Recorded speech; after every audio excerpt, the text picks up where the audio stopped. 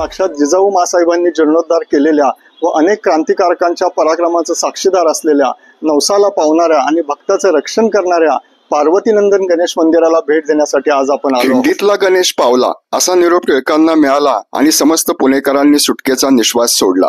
पण ब्रिटिश साम्राज्याला मात्र जबर हादरा बसला.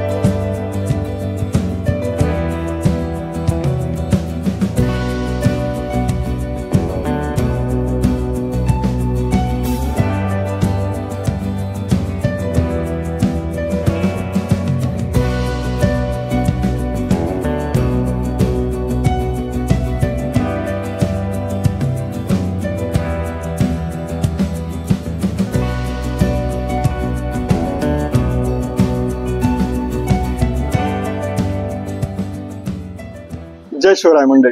डॉक्टर प्रसाद ट्रॅव्हलिंग या युट्यूब चॅनलमध्ये तुम्हा सर्वांचं पुन्हा एकदा स्वागत. मंडळी, पुण्यनगरीच्या इतिहासामध्ये मानाचं स्थान असलेल्या साक्षात जिजाऊ मासाहेबांनी जीर्णोद्धार केलेल्या व अनेक क्रांतिकारकांच्या पराक्रमाचं साक्षीदार असलेल्या नवसाला पावणाऱ्या आणि भक्ताचं रक्षण करणाऱ्या पार्वतीनंदन गणेश मंदिराला भेट देण्यासाठी आज आपण आलो आहोत.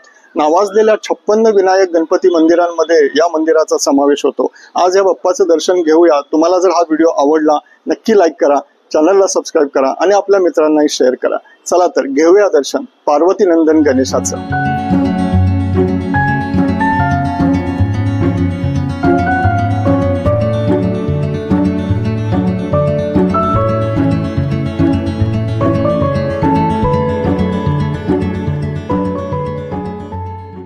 ऐतिहासिक घटनांचा साक्षीदार आणि महत्वाच्या संस्थांचा डोलारा सांभाळणारा रस्ता अशी गणेशखंड रस्त्याची ओळख आहे. पूर्वी खिंडीसारखे स्वरूप असलेल्या या भागात गणेश मंदिर असल्याने गणेशखिंड असे नाव पडले. मानाच्या पहिल्या कसबा गणपतीप्रमाणेच जिजाऊ मासाहेबांना साक्षात्कार झाल्यानंतर खिंडीजवळ पार्वतीनंदन गणेश मंदिर बांधण्यात आले. भारतीय स्वातंत्र्य लढ्यातील एक महत्वाची घटनाही या ठिकाणी घडली.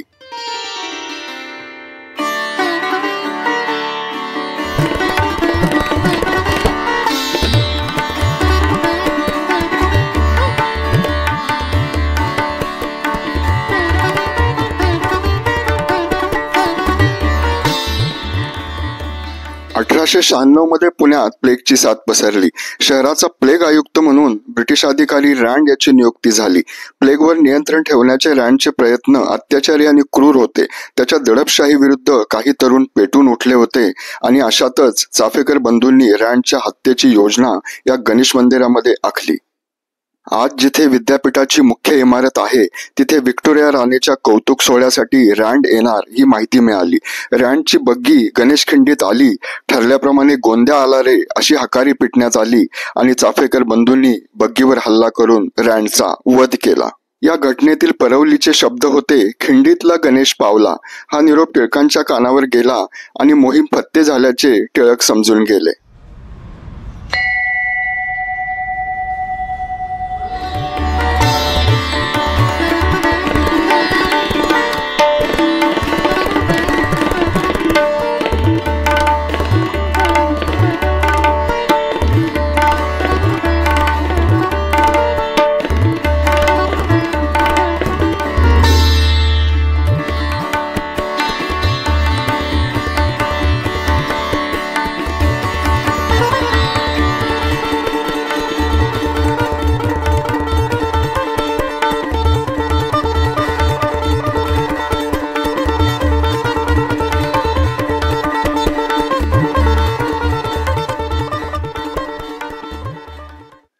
या मंदिराचा गाभारा यादवकालीन स्थापत्य शैलीचा आहे, तर सभामंडप पेशवेकालीन स्थापत्य शैलीचा आहे.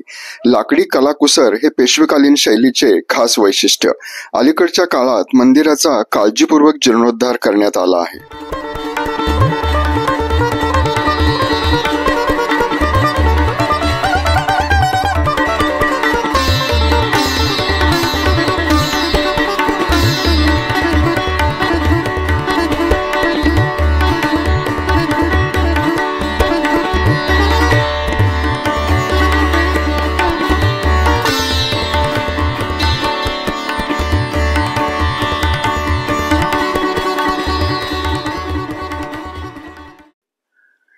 मंदिराशेजारीच शमी वृक्ष आहे.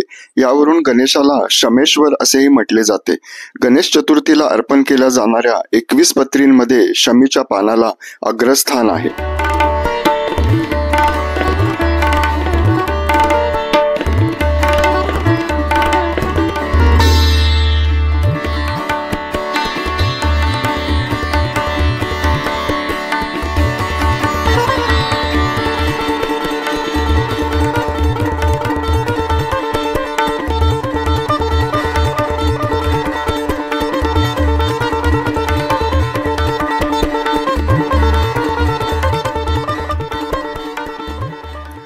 अनेक क्रांतिकारी या मंदिरात खलबते करीत. सेनापती बापट भूमिगत असताना या ठिकाणी राहिल्याचा उल्लेख आहे. यामुळेच शेजारील रस्ता आज सेनापती बापट रोड म्हणून ओळखला जातो. मंदिराच्या परिसरात खोल्या असलेला हा भाग गणेशवाडा म्हणून आज प्रसिद्ध आहे.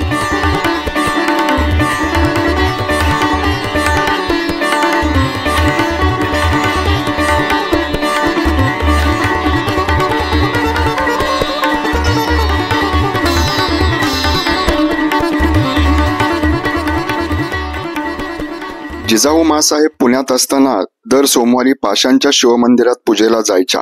एकदा रस्त्यात गणेश खिंडीतील हे पडकं मंदिर त्यांना दिसलं.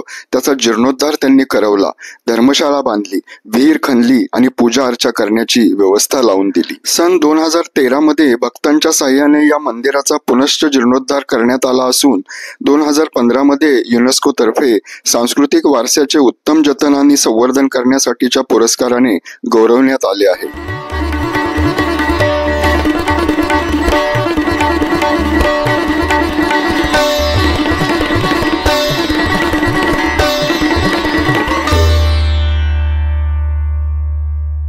नावाजलेल्या 56 विनायक गणपती मंदिरांमध्ये समावेश असलेल्या तसंच पुण्यनगरीच्या इतिहासात मानाचे स्थान असलेल्या पार्वतीनंदन गणपती मंदिराचा व्हिडिओ तुम्हाला कसा वाटला ते कमेंट सेक्शन मध्ये नक्की सांगा. इतिहासाच्या वाटेवर भेटत राहू. जय शिवराय.